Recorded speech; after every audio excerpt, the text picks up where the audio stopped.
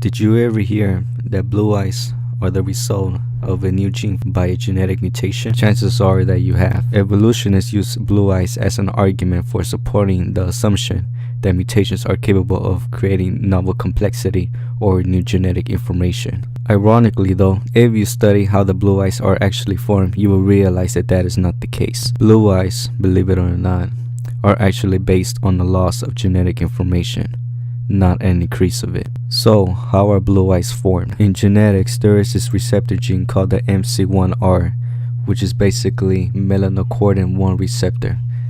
This melanocortin 1 receptor is located on the surface of melanocytes, which are specialized cells that produce a pigment called melanin.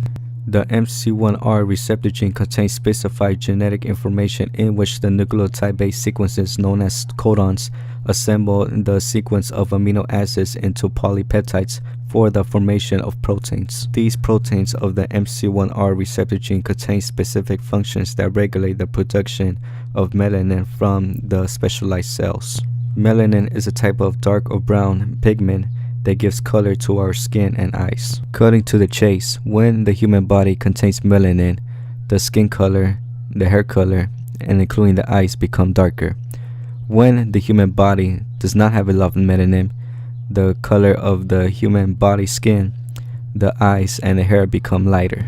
The MC1R gene receptor determines how much melanin should the human body receive.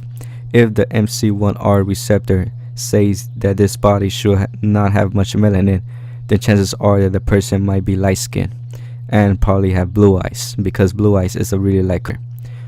Now, when the MC1R receptor gene, on the contrary, says that this body should have a lot of melanin, then chances are that the person might be darker and contain darker colors. So, in the case of the human eye color, the reason why humans have a variety of eye colors is because they carry a variety amounts of melanin. So, when you see someone with light colors such as blue eyes, green eyes, or gray eyes, that is because they are carrying a little amount of melanin. However, when you see someone with darker eye colors such as dark brown or light brown, that is because they have more melanin than those that are blue-eyed, green-eyed, or gray-eyed. So, as you can clearly see, blue eyes, green eyes, and gray eyes are not the result of new genes that are formed by mutations as the evolutionists want you to believe.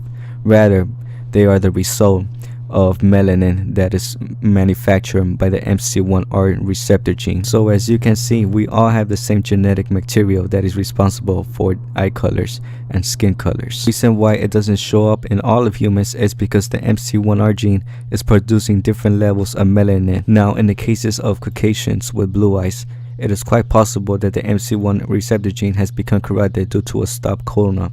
When the MC1R gene becomes terminated, then there is less or no melanin to be produced, making their skin colors and eye colors quite light. So it really depends on how effective the receptor is. Blue eyes, green eyes, and gray eyes are not the result of different genes, but they are the result of loss of genetic information, where this loss of genetic information has either degraded or terminated the effectiveness of the MC1R gene due to the termination or incompleteness in the production of proteins. Also, I would like to clarify that the MC1R gene is not the only gene that plays a role in human eye, skin, and hair color.